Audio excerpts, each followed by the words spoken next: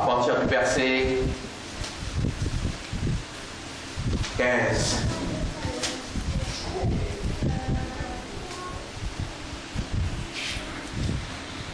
Si vous m'aimez, gardez mes commandements.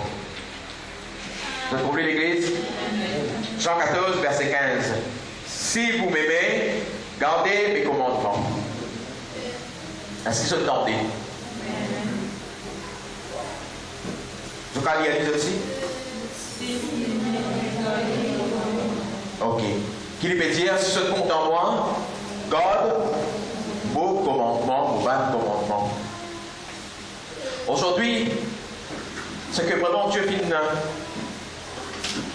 amène-moi à comprendre ce que vraiment de la vie de chaque jour n'est pas différent à ceux qui parcourent le Seigneur en quelque sorte. On répète cela, de la vie n'est pas différent avec ceux qui vivent loin du Seigneur en quelque sorte. Mais globalement, nous avons une différence qui peut vivre. Nous avons quelque chose de différent des autres. C'est que nous avons quelqu'un qui nous connaît, qui compte en nous. Nous avons quelqu'un qui nous connaît, qui est vraiment là avec nous tous les jours. Et il reste avec nous jusqu'à la fin du monde. Amen. La Bible dit à nous, l'Église, que vous et moi, chaque jour que nous vivons, nous faisons face à une situation. C'est la Bible qui montre nous cela. Nous faisons face à une difficulté. Nous faisons face à une épreuve dans la vie. Il y a une personne qui est là ce soir, qui est capable de dire qu'il va y avoir des problèmes sur la vie. Il y a une personne qui est là ce soir, qui est capable de dire qu'il jamais n'est attristé. Il y a une personne qui est là ce soir, qui est capable de dire qu'il jamais n'est dans le manquement. Nous tous, d'une manière ou d'une autre, nous passons pour cette circonstance-là.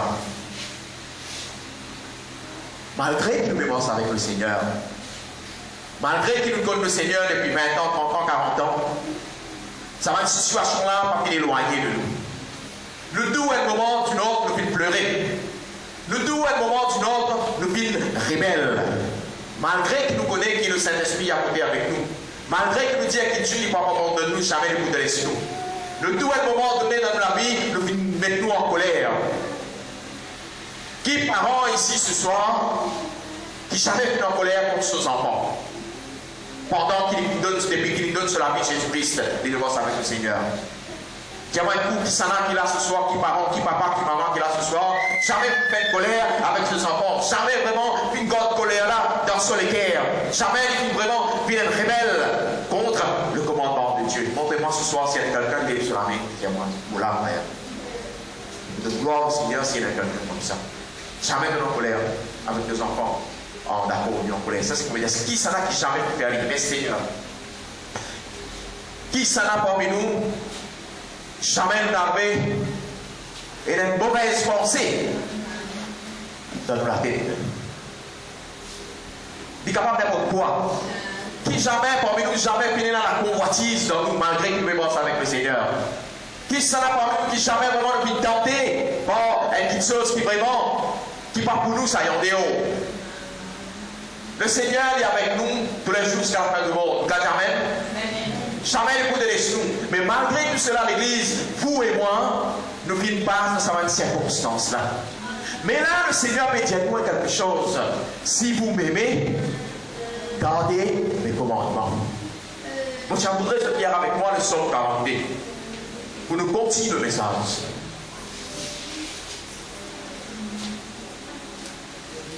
Si vous m'aimez, gardez mes commandements. Dans le psaume 42 de l'Église, le psalmiste, là, il faut commencer.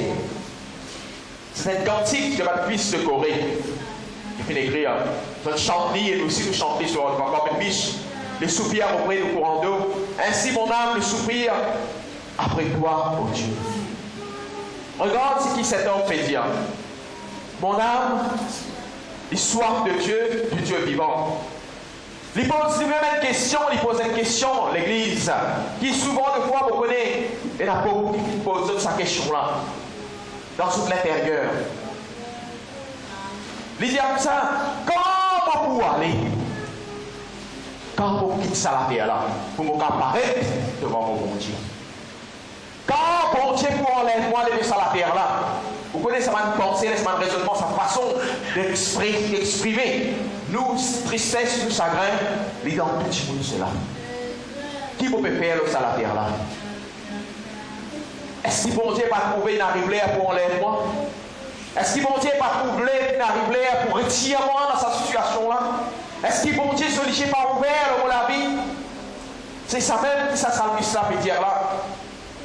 Et vous pensez qu'il vraiment dans la terre, tous les hommes qui arrivent dans une situation comme ça, au moins une fois dans toute la vie.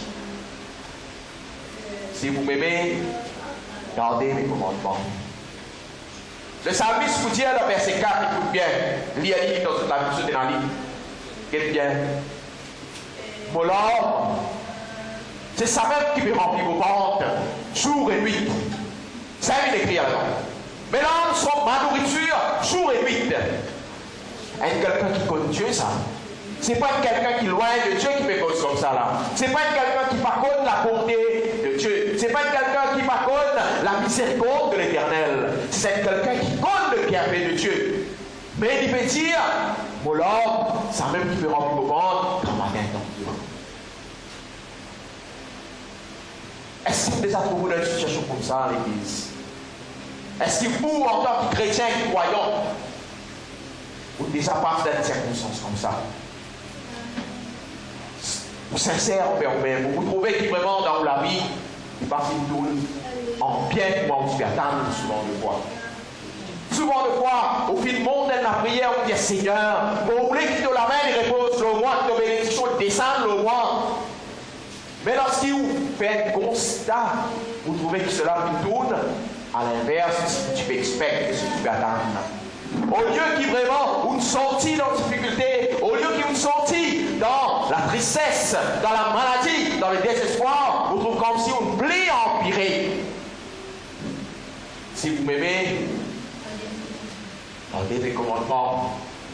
Habillez ça vous là, habillez cela. Si vous m'aimez, gardez mes commandements. Le psalmiste, si vous continuez dans verset 7, il vous dit, ah mon Dieu, est-ce que vous dire où l'église? Vous êtes capable de prêcher la prospérité selon l'Éternel, selon la Bible.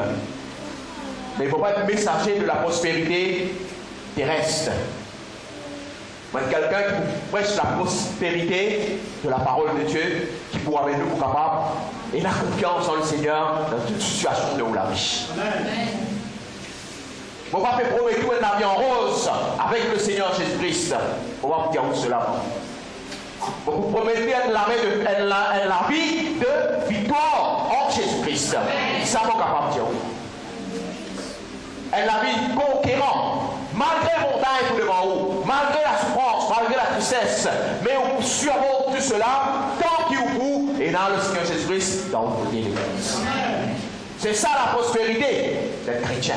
Il vainqueur dans toutes les situations. Vous faites dans mon concert? Pas déjà payer la casse pour payer location. Jamais vous passez qui vous payez la casse pour payer de l'eau. Nous chrétiens, nous enfants de Dieu, nous. Vous serrez la tête, non pas la queue. Vous pourrez prendre la bénédiction, non seul. Mais le papier là, il a doublé, mais triplé. Plus tard, c'est les cas de courant qui perd. Est-ce qu'il la vie en rose?